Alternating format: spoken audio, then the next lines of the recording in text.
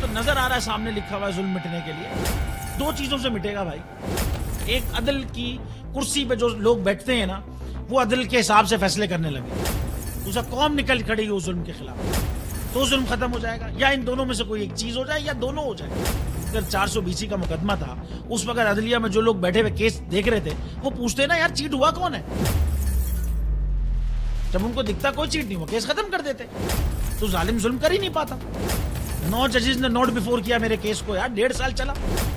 شخصی ضمانت کا کیس سیم کیس اسلام آباد میں کر دیا. ایک ہی الزام پہ 2 کیس ہو نہیں سکتے بھائی.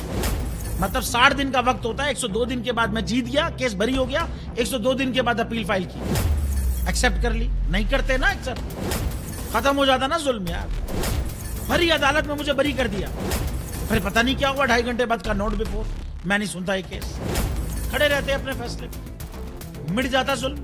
اللہ تعالیٰ نے بٹھایا اس ان کرسیوں پہ ان کو یار. یہ اللہ تعالیٰ کی طرف سے فیصلے کرنے ہیں.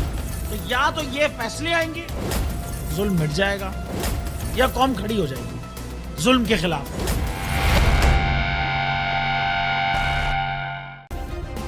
سبسکرائب کریں اور بیل دبائیں تاکہ کوئی خبر رہ نہ جائے.